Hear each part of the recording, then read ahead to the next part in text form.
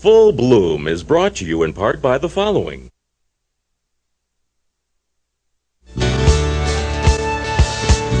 Welcome to Full Bloom, the award-winning show that celebrates life. Here's your host, Zita Christian.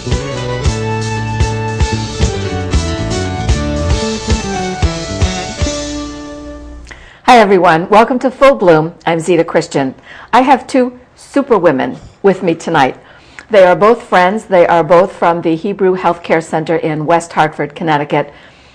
First is Pamela Atwood, who is the Director of Dementia Care Services at Hebrew Healthcare. And to my immediate right is Madelene Francese, who is the Vice President of Development. Ladies, thank you very much for being here. Thanks for having us.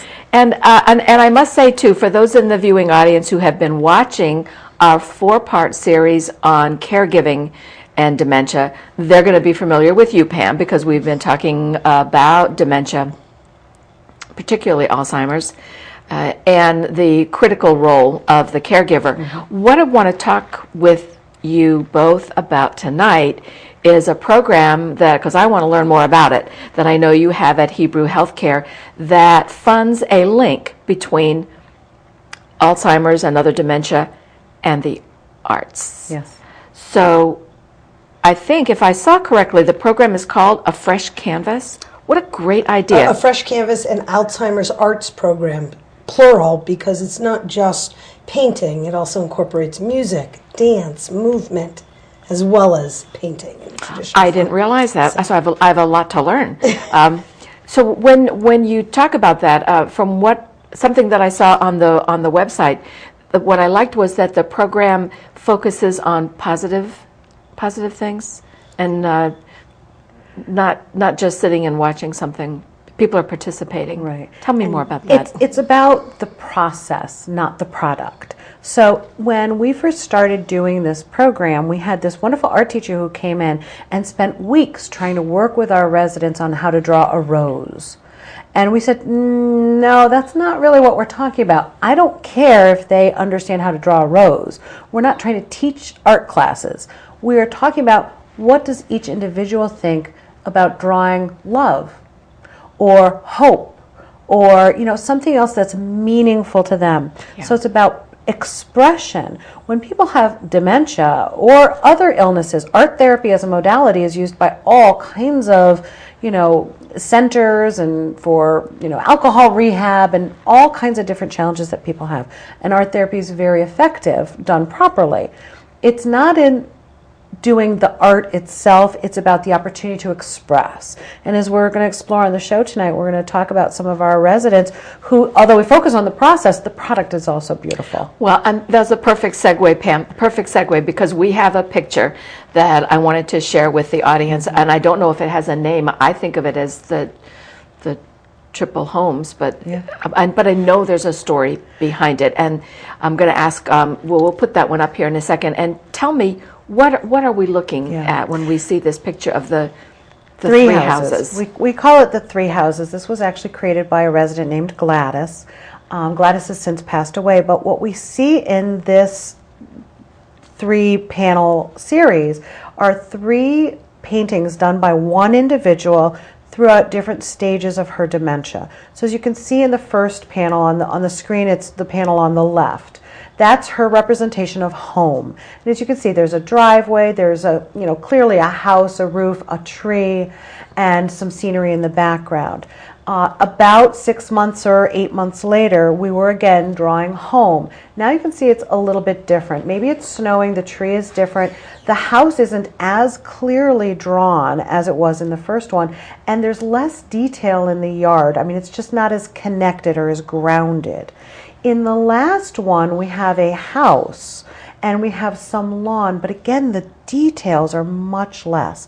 As this person has progressed through her dementia, the art therapist analysis here is that we're feeling much and much less connected, but home is still very obvious. It's very evident and very central to her own personal interpretation of her reality. So for this one individual, we can see the progression of the disease, not only in her abilities, but it tells us a lot about who she is as an individual.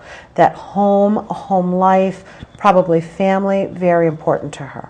You know, I have to say, and I don't know if there's any connection or not, but I work with someone who does dream work. And she's been, I don't know, 13 or 15 years student with Robert Moss, who's an internationally known dream worker. And the idea of a house, a building in a dream, is representation of the body. Oh, interesting. Often representation of the body. And if you agree to that for the moment of the discussion and look at that picture, and you see almost like a cloud with all that white space, like a cloud moving in and taking out the windows, taking out the door to that house by the time you see the final picture. And then if you look at that and say that's representation of that person's body, that's significant, that there's no way in, no way out anymore. Yes. You know, and that is true. You know, we can interpret these things in many different ways. Now, spontaneously, she didn't just sit down and draw a house. You know, we actually were coaching in our session to draw home. So, yes, that may be connected, and like you said, that whole representation and what it means. And we do other kinds of therapies too, mandala art therapy, and we're analyzing what the colors are that they're choosing. Our program, the Fresh Canvas program, is about providing the opportunities for this. It's not a traditional art therapy session. It's much more about creative expression. Okay. So our analysis of it, unless it's something really striking, every once in a while we'll get, you know, a resident who's drawing all kinds of kites flying up into the air. You know, then our therapist will say, I think this is significant. We need to talk about this. But it's not designed to be a therapeutic, you know, intervention. Are you just using that as an example, or is there? No, we really had that kites? happen. What's the We thing with really had kites that flying? happen. We had a resident, her name was Anna. She was one of our regular participants in the Fresh Canvas program, and she was drawing all kinds of kites with the tails flying up in the air. And the art therapist brought it to us from her training and background that said, you know, I believe that this is representative of her preparing for moving on or feeling disconnected or whatever. But she was very concerned, and we as a team, in the care team at Hebrew Healthcare, sat down and really talked about what is going on with Anna. Why might she be feeling this way? Because this may be the only way that she has to express these feelings and these emotions. She can't sit down with us anymore and say, excuse me, Madelene, Zita, my good friends, I just haven't been feeling like myself lately. Yeah. They can't have those conversations. So sometimes expressing it through the arts is the only way that we can connect with them. I understand that. Okay. Then we have another image that I wanted to share. We have several later in the show, but this one, this beautiful one with the green trees, the water, all this reflection. Tell me something about this one. Ida was a wonderful artist, obviously. She loved to draw, loved to paint, and she would frequently find photos, whether in magazines or something she would come across, and I would use the word replicate, but actually that wouldn't be a good word, because she had her own bent with her artwork, and everything she did was just beautiful. Just beautiful. She was an artist through and through. She came to us an artist. She did. So beautiful. She I have to say, you know, looking at that picture reminds me of the art show that Hebrew Healthcare brought to the Bushnell. Now, see, Madelene and I met each other about 15 years ago at the Bushnell. That's how we know each other. But that show in the gallery space, tell us a little about that. It was a wonderful collaboration.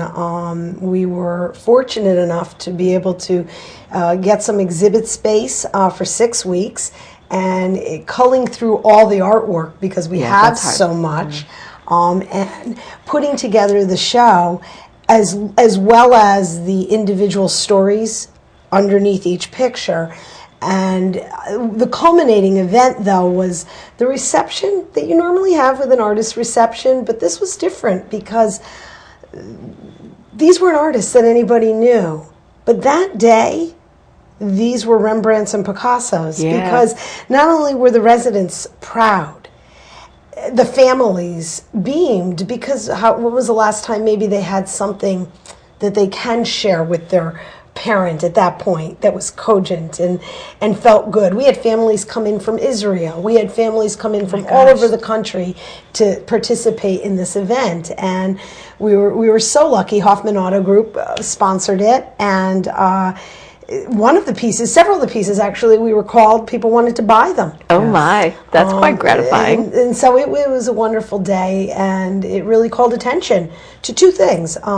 The topic of dementia, which of course you've been covering in this segment, but also the importance of these kind of art programs that aren't funded, that have no reimbursement attached to them in any way, but they're equally as important as the medicine you're taking. Absolutely. Now that's a perfect segue too, because I know that, well, for you, for me, this would be like preaching to the choir about the value of arts. I mean, Yes, that's where we exactly. work, we're working in the arts. But as you just said, these are not programs that are generally eligible for any kind of reimbursement or other covered by coverage. Medicare. No. In fact, So you Pam's need to position isn't covered. Hebrew Healthcare is probably the only organization in the state that has a director of dementia care services, because that position is not funded by the state, by the federal government, by insurance. But Hebrew Healthcare makes a commitment that we do not determine what we offer based on reimbursement. We base it on what we would do for our own parents. Well, that's a good basis. So, yeah, But- we answer to a mission, not shareholders. I like that. I like that. Now, that comes back to, though, the fact that we live in a world where funds are vital. And so there comes your job. Yes, it's like, okay, this exactly. valuable program, this valuable woman, the what you do for the community at Hebrew Healthcare and elsewhere, because I know you speak all over the country. So you need to fundraise. Yes. Now, I want to talk with you tonight specifically about that, because I know you have an event coming up called Celebrate Life 2013. Correct. Tell me about that and who that phenomenal speaker is going to be. Yes, it's a wonderful event, and I love the name of our annual event, Celebrate Life, because that's what we do at Hebrew Healthcare. It's not just a name of an event. We celebrate life with the people who we care for every single day. And the event is in May 5th, at the Hartford Marriott downtown, and we are bringing in Doris Kearns Goodwin, noted historian, and if you've seen the movie Lincoln or read any of her biographies on any of the presidents who she has covered since Lyndon Johnson forward, it's going to be an incredible evening, and all the revenue from the evening supports the operation of dementia care services. So speaking of that, now I know that when people come to that event, there's cocktails, hors d'oeuvres, there's a dinner-style buffet, there's dessert. You do not leave hungry, I No. guarantee it. and the I know people can come to the website, they can email you for more information. Absolutely. But tickets, from what I understand, range anywhere from $250 to $1,500, and certainly Correct. more if and people certainly wanted to more. There are donate. tables and sponsorships, but $250 gets you an incredible meal, open bar, dessert reception, plus hearing Doris. Do you get a book? You get a book at the $1,000 At the $1,000, plus okay, autographed. Autographed, yes, Okay, indeed. so I think this is, I think just the idea of being able to hear her in Absolutely. person. I mean, I know whenever I see her on television, I'm just glued, because she has a way of presenting information that makes it so accessible and so interesting. Absolutely. And she hasn't been in the Hartford region in well over 10 years. Wonderful. So, Time is right. Good opportunity to come You did and good, hear her. Madeline. Thank you. You did really good. There are a couple more pictures I want to talk about, because I think as we look at these pictures, and I'm hoping that this will cement in the heads of everyone, this is a vital program. It needs to be supported. Absolutely. So there is one that I think the title is bold. I look at it as just this splash of color. Right. And I have to say, when I was looking at that one, and today, I'm putting this scarf on, and thinking, oh my gosh, this kind of matches the colors here in the picture. Tell me a little bit about this one. Sure. Betty is one of our prolific artists. She's done several pieces and has never done any art prior to being at Hebrew Healthcare. Her daughter came to us from New York City for the event that we did at the Bushnell. and said, I cannot believe that my mother, I never thought I would have her go to a nursing home and learn that she's got new talents. It just never occurred to us as a family. So here we are calling and saying, oh, your mother this, your mother that, but now we're calling and saying, by the way, your mother's art is being exhibited at the Bushnell Center for Performing Arts. I mean, the family was just flabbergasted. Yeah. So they had basically a whole family reunion at the event, and we had actually used Bold as part of our PR and letting people know about the event. And one of the facilities in Colorado, who's part of our national, advocacy group, called us, and they had offered to purchase. Wow. They wanted it for their front lobby. Wow. So now we've got residents who are being in a very difficult situation because they're just, doing these art pieces, and they never really thought that, well, except Ida, who'd always been an artist, and a few others too. But somebody like Betty, who's now being approached, and, we've got major challenges now because she can't make too much money because she's, when someone's getting, support for living in a nursing home, they can't make more than a certain amount of money or have assets. So what she actually decided to do, rather than to sell it, was to give it to her granddaughter. And it's something that I know, knowing that someone else wanted to buy it, I am sure the granddaughter will always cherish that. Oh, I'm sure. Absolutely sure. I'm amazed at the, I say quality, and I have to qualify that statement because I'm no judge of art, but I know what I like. Right. And I thought that piece was beautiful. It reminded me of the scarf that I'm wearing. Yes. Yes. So, but I have another one that, remember the first time I saw it, I just stood and watched. I don't know what the real name is, but I call it the Lonely Man. But look at this. It's haunting. It is haunting. It is. The woman who made it, her name is Grace, and she is someone who had a stroke and needed to relearn how to use her extremities. And so participating in the Fresh Canvas program, and again, like you said, this is not a program that's funded. I mean, the community supports this program. We have a family in the community through the Jewish Community Foundation, the Schulmans, who have designated funds to support this program. A few other families that have supported it as well. The Schulmans have supported it for, 6 years now, Madeline? 7? Yes, 6 or 7. 6. I think we're going and, on 7. It really provides the residents an opportunity to have, the opportunity to relearn how to draw or to be able to do something with their non-dominant hand. So the lonely man, as you call them, and we all have a different way that it touches us. Some of us see it as a person in isolation in a cloud or, in the sea. We've had all kinds of different interpretations from the people who have experienced that piece. Grace is just very proud of it. She never thought that an art piece that she had made was, again, be on exhibit and create conversation, that it would touch people. And that reminds me, when we were at the Bushnell exhibit, one of our trustees who carefully went around the room, now keep in mind, this person has been chairman of her board, very active, and he looked at me and said, oh my God, this is the mission. So it speaks to you. It speaks to everyone. It doesn't have to be, as you said, you don't set out and say, I hope it's a good piece of art. You defined it as a good piece of art because of all the pride that you see on the canvas. Yes. It becomes a piece of art. There's another aspect I want to get into, and we have a particular piece here that we're going to look at in just a moment. But Pam, we were talking the other day about art as an ability for someone to access a memory.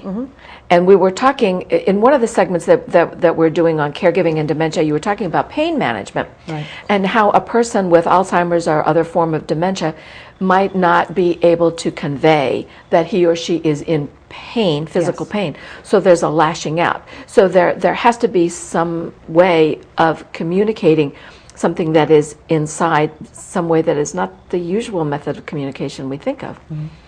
And the picture, the painting or the drawing that you have up there next to you, I'm going to ask that we focus on that one now. There is, in the corners, little snapshots from World War II, from a battleship in World War II. But this simple drawing has a profound impact I believe, on the program, certainly on the person who did the drawing and on the family. Tell us what we're looking at there. Sure. Ray was a gentleman who couldn't speak to us. And pain, of course, like you said, sometimes it's physical pain, sometimes it's emotional pain. When I talk to professionals and I'm training them about activities, events, and how to do art programs, we talk about the work of aging. Someone like Ray needs to resolve his past before he can move on. This is the work that people do. Because of his dementia and his decrease in communication, he really couldn't do that in the traditional way that we do through life review and reminiscence. When we brought him to the art program, he was very resistant. And then he picked up a pencil and he started drawing. And we didn't know what this was. And it's a very faint drawing. It's a little scattered. It's clearly a boat or a submarine or some kind of marine vessel. And there are some scribbles around it. And as soon as the family saw it, they knew immediately what it was. They didn't realize that he was still thinking about, but this was the battleship that he was stationed on during World War II. And when we started to research it, and that's what the little pictures are in the corners of the display here, those are the pictures of his battleship. And the little brown scribbles are actually Italy and Sicily. And so when the family started telling us about the stories he used to tell them, they just didn't ever even realize that he was still processing those memories in the only way that he could anymore. And so now that totally changed the dynamic of their visits. So now instead of just saying, so Dad, well, gee, what'd you have for dinner? Oh, you don't remember. Or, gee, did Sally Sue call you? Oh, you don't remember. Now it's all about that long-term. And Dad, do you remember what it was like when you were, doing the different things on the ship? And I don't know all of those details, of course. Those ship things on the tying knots. But those are the things that we can then say, let's go back to knot tying, and let's go. And now we're using fine motor work, and we're connecting with our loved ones in a very, very special and meaningful way. It's literally the canvas. It is. For visits, it is the canvas. For all of it, for working all of it out. Well, I know when we did segment 3 on caregiving and dementia, one of the things that you talked about was the changes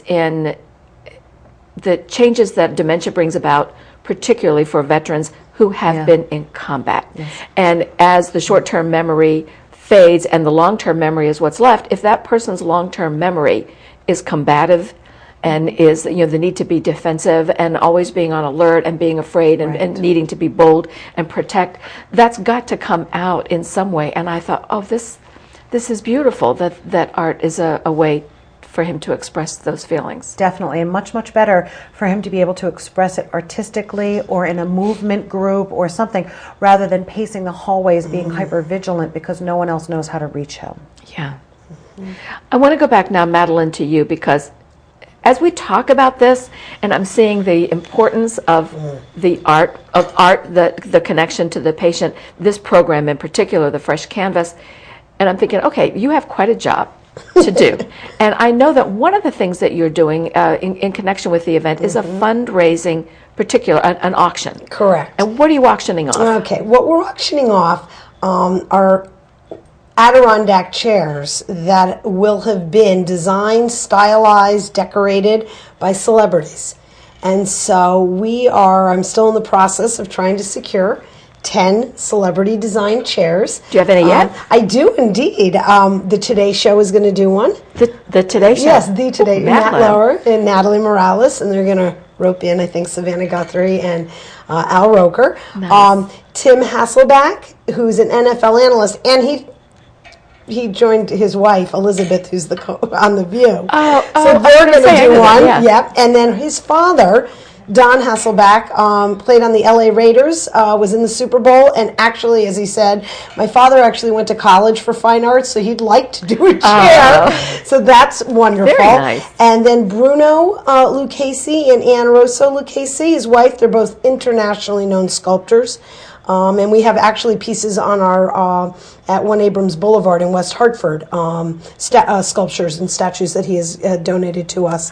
And Karen Rossi from Connecticut, crazy sculpture, metal sculpture woman. So that's going to be an interesting chair. Karen was my guest on a show a long, long time ago. I must get her back. She brought some beautiful pieces. Absolutely. You may want to bid on that chair. Exactly. You may want to bid on that chair. So we're going to auction these chairs off the night of the event, and all the money from the auction is going to support a fresh canvas. So it's all literally going right back into an arts program. And this program is so important. It really is. So I encourage everybody to come to the event. Come to the event. And if for some reason you can't come to the event and you want to see a picture of the chairs, we can get your email, mail it to you, and I'll take bids over the phone. And oh my gosh, I'll be flexible. I'll be flexible, exactly. That sounds great. You know, I think about with the series that Pam and I are doing, and then having this conversation now about finding ways to financially support something like this, I think about goals, and I don't mean just the obvious one of a financial goal, because you have to support a program like this. In fact, maybe I should ask you, like, what are you looking for financially in order to keep a program like this running? Well, it costs approximately $25,000 a year to just have the program we do now, and I think, and that includes art therapy, music therapy, dance therapy weekly for the Dementia Special Care Unit and for our Adult Day Center program. So these are, I mean, it's a challenging program to fund, because unless you're passionate about the arts, it's a tough sell. Yeah. And for people who are donating significant amounts of money, and not to say that we wouldn't take smaller amounts of money, you know, $10 from 10 million people would be great, you know, but it's that kind of thing that, you know, to raise $25,000 seems like a huge task every year. And to our therapists, they're saying, so is the money coming in this year? Because what happens is many people are looking for their dollars to do the most good in numbers. So they want to know that we've helped thousands of people with this money. And the fact of the matter is, these are small groups because they are people with dementia. Yes. So we can't have the impact that we do in large numbers. Our art therapy groups are from 4 to 8 people per session. So it's very challenging to meet some funders' expectations. And so Madelene and I work really closely together to help make sure that the funder really knows what their money is funding. And Madelene, when you think about goals for the program, you know, in addition to the obvious of the financial to keep it going, what are you thinking about? I guess I'm thinking about two things. First of all, I'm thinking about that I'd love to have enough to endow the program so we don't have to every year go search for the money, a fund available so that the interest could provide the program. That would be my ultimate dream. But I also think back to the days when we were kids and my mother would, you know, in the PTO, would always be struggling to save the arts in the school system. And here we are again on the other end of the spectrum, trying to save the arts. It is clear that these programs provide comfort. Do they cure? No. But if you can provide comfort to someone who's struggling and a lasting, comfortable memory for a family, I think that's worth all the money in the world. And a way to communicate. And if we go back to that statistic that we talked about at the very beginning of the show, and I don't 8,000? 8,000 people a day turning 65, and every day for the next 18 years. Anyone could go online right now at HebrewHealthcare.org and support page, and there's a place to select a fresh canvas. Thank you, Madelene. I'm sorry, honey, we've got to go. And I just want a quick minute, though, to be sure that I plug this beautiful little quote from Brian Tracy, an author and motivational speaker. It's just so wonderful, I think fits this. He says, in life, you can never be too kind or too fair. Everyone you meet is carrying a heavy load. But you support this program, and that it helps alleviate that load for some people. Exactly. Thank you both so very much for being here. And thank you for watching us. We'll join you, I don't know, another time. Absolutely. Thanks. Good night, everyone. Full Bloom is brought to you in part by the following: